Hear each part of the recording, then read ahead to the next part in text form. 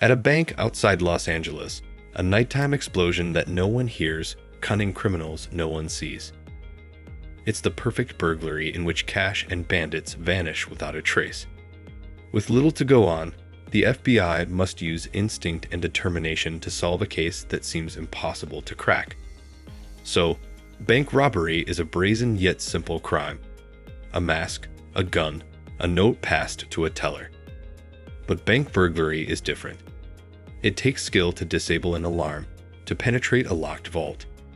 I'm Jim Kallstrom, former head of the FBI's New York office. In 1972, the largest bank burglary in U.S. history went down without a hitch. $8 million gone. Now agents must track a gang of sophisticated criminals with enough money to disappear forever. Laguna Niguel, California, March 27, 1972. It's Monday morning at the United California Bank. Employees prepare to open for business. When the bank manager tries to unlock the bulk door, a technician from the vault manufacturer arrives 20 minutes later to check the door's locking system.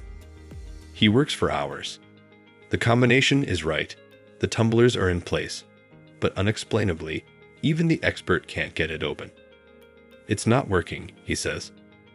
Looking for another way in, the technician climbs into the rafters above the vault. He is stunned to find a hole cut in the roof. Below, a second gaping hole leads to the vault. Agents from the FBI Santa Ana resident agency immediately respond to the bank.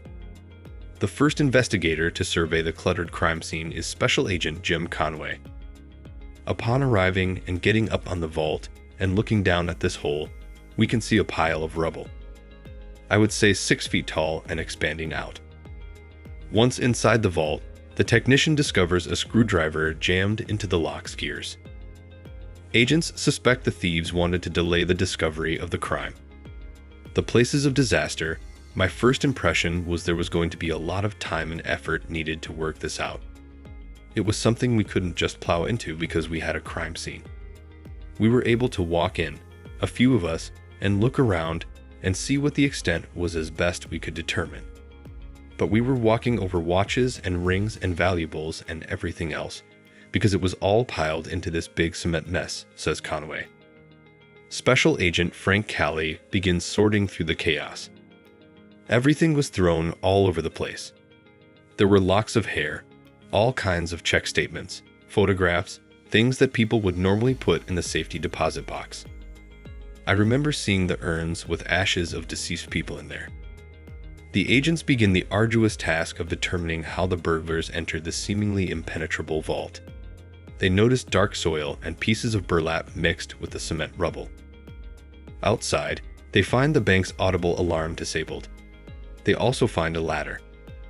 Interpreting the clues, investigators piece together the burglars' intricate plan to breach the vault.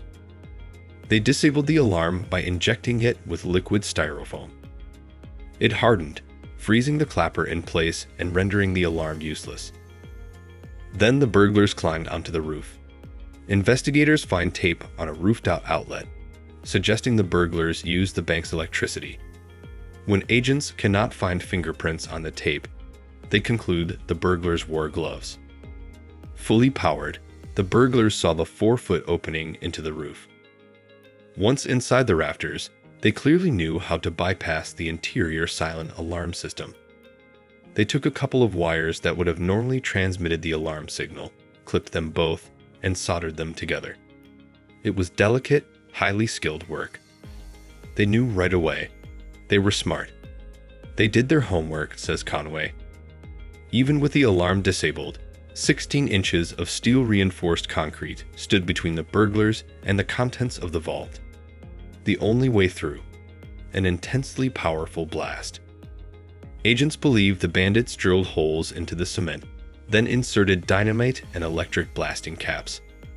The blast had to be precisely directed to blow through the cement without injuring the burglars or attracting attention.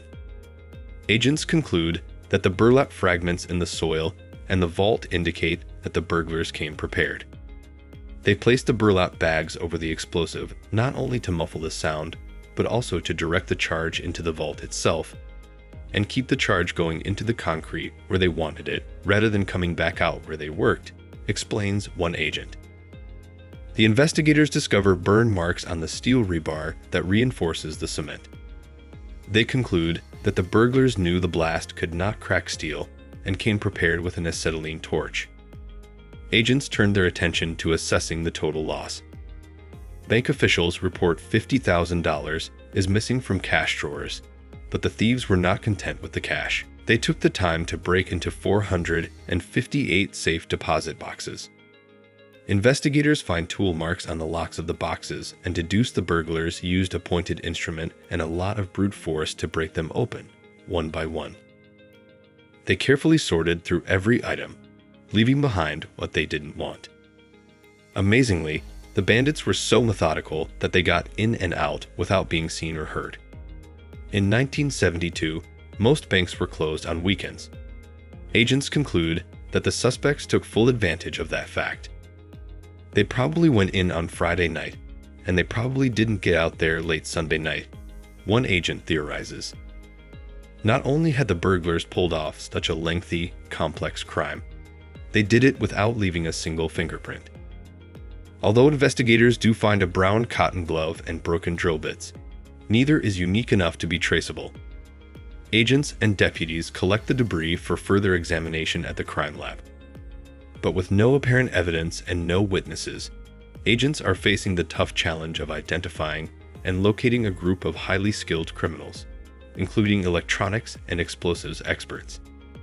Investigators turn their attention to determining the total loss from the safe deposit boxes. It will be extremely difficult since banks do not keep records of their contents. Ordinarily, if you had a bank burglary, you would be missing cash. You go out and say, "Yes, we've got to find $350,000 worth of cash." At this point, we did not know what was gone. It's a very affluent area, and so the possibilities of a tremendous amount of money and material being lost was evident.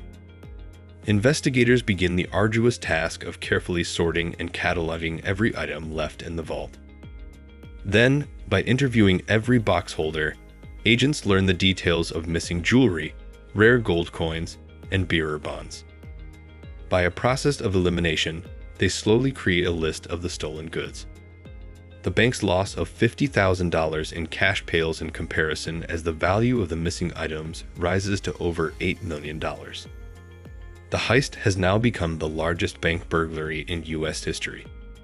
With no physical evidence to go on, investigators hope to develop leads by thinking like the bandits.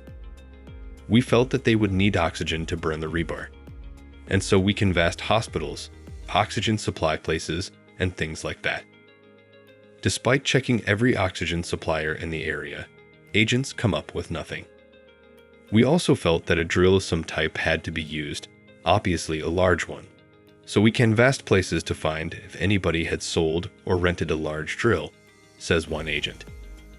Again, agents go to dozens of equipment shops checking records during the time surrounding the break-in, but they find no suspicious purchases or rentals. Clearly, the criminals in this case have masterminded and pulled off a nearly perfect heist. With no witnesses, no direct clues, and certainly no suspects, it seems impossible to solve. But the FBI is determined to identify the burglars and find them wherever they are. In March 1972, the professional crew of burglars blasted their way into a bank vault in Laguna Niguel, California, near Los Angeles. Over a weekend, they emptied hundreds of safe deposit boxes, made off with more than $8 million in cash and valuables, then disappeared without a trace. Agents believe they are an experienced band of criminals. The case is difficult to crack for the small Santa Ana FBI office, which, needing more resources, seeks the help of the larger Los Angeles FBI field office. Special Agent Paul Chamberlain supervises the investigation. At the time, it was our conclusion that this was the largest bank burglary in the history of the United States. We went to just about everyone in the office. It was several hundred agents, and that's not a typical response. But it became apparent that the crime was significant, Chamberlain recalls. The Santa Ana agents quickly briefed the Los Angeles office on the details. We hadn't had a bank burglary like that in recorded history in the Los Angeles division. Burglaries that did occur with banks involved a small effort, and this was a systematic, big-time operation that lasted over 3 days.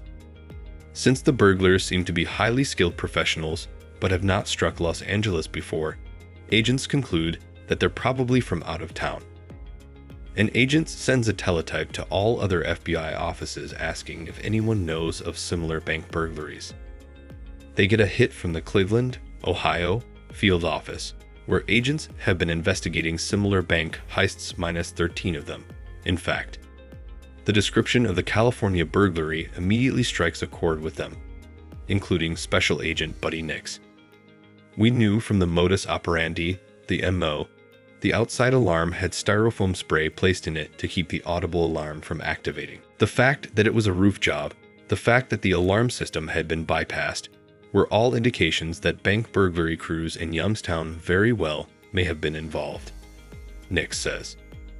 The Ohio agents believe the 13 Ohio bank heists were committed by the Youngstown area bank burglary group, a loose association of criminals tied to organized crime. The California agents were right. These are no small-time crooks. Youngstown, at that time, was a mecca for organized crime activities. They controlled the illegal gambling businesses, were involved in interstate transportation of stolen property, and tracked trailer thefts. There were burglary crews operating and very sophisticated burglaries taking place. As part of earlier investigations, the Youngstown, Ohio, agents have identified nearly 100 men believed to be part of the burglary group.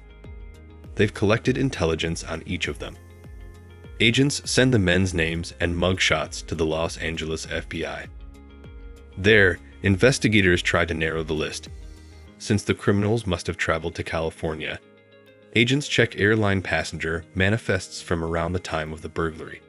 Without the benefit of modern computers, it's a time-consuming process done by hand. After an exhaustive search, they find the names of 5 men from the Youngstown list who had boarded a recent flight to Los Angeles. Harry Barber, Charles Mulligan, Charles Brockles, and Philip Christopher arrived in California 9 days before the heist. A 6th man, James Denizio, came in on a different flight the day before the burglary. Agents have developed suspects and his brother Emil Denizio. Agents review the intelligence gathered on the 6 members of the burglary group. All have long records for home and small business burglaries. First, he plans the jobs and handpicks the team to pull them off. He's an explosives and electronics expert, well-versed in bank alarms. Agents believe Philip Christopher is a lookout for the gang. All right, he's known for his expertise. The other gang members are all relatives of the leader and probably help with the grunt work, says one agent. There's older brother James, his face only a mother could love, and Charles Mulligan, Amel's brother-in-law. Here you're going to really appreciate this guy, one agent adds. There's also Amel's nephew Harry Barber. Okay, would you take a look at this guy? The men are all seasoned professional criminals, well connected in organized crime. The Youngstown, Ohio, FBI has linked them circumstantially to many bank burglaries, but never had direct evidence. All right, and the charges never stopped. Nobody, no heavyweight, but we gotta. The only information that links the suspects to the crime is that they were all in Los Angeles at the time of the burglary. Agents begin the difficult job of tracking their movements. Starting at the airport, we canvassed and interviewed every cab driver at Lex that was working that day. That was a massive project, one agent says. They spend days interviewing dozens of drivers. It finally pays off. One cab driver recalls taking a group of 5 men to a home in the nearby community of Southgate. He remembers the trip well. The cab driver specifically remembered these folks for 2 reasons. One because of a $100 tip, but for the other reason, they were tough, mean-looking guys. Agents get the address from taxi records and decide to go there, but it is a risk. We feared that if the suspects find out we're investigating the burglary, they might skip town. We had to take the chance. It was our only lead, says Special Agent Jim Conway. Agents learn that the Southgate house belongs to the Barber family. Ronald Barber, the brother of suspect Harry Barber, agrees to an interview but is elusive. We did not have a warrant or anything at that particular time. We had nothing positively tied him to it, but the more he talked, the more he seemed to know, and the more we were impressed that he knows a whole lot, Conway recalls. Ronald Barber claims the 6 men were never at his house. Agents still have no direct evidence, yet they believe Barber's story may be at least partially true. They note that the house seems too small to accommodate Ronald and 6 other men staying there. Agents conclude that at least some of them likely stayed elsewhere. So, agents spread out, checking one hotel after another, starting with those closest to the bank. Special Agent Frank Calley says, "We figured these fellows were high rollers. They knew they were going to get a big house. They're going to stay at a nice place. So we were knocking on the doors of every fine hotel in the Lake Orange County area. It is more tedious, time-consuming footwork, but they do not give up." On a hunch, one agent decides to take a different approach. There was an agent who figured that maybe they didn't stay at the best hotels. He took it upon himself to walk into a truck stop hotel, and lo and behold, he found out that Amal had stayed there. "You're sure? You should be positive." Amal Denizio is the leader of the burglary group. Records show his brother-in-law, Charles Mulligan, also rented a room there around the time of the heist. Agents check Mulligan's registration card and find a license plate number, Denizio's. They trace it to the Southgate address of Ronald Barber. Investigators now have 7 suspects, the 6 from Ohio and the local Ronald Barber. They still have nothing directly linking them to the crime, but the investigation is finally rolling forward, and the FBI is closing in. Don't miss the next explosive story. From ransom to ruin, the high-stakes kidnapping that shook a city. Subscribe now or risk being left in the dark.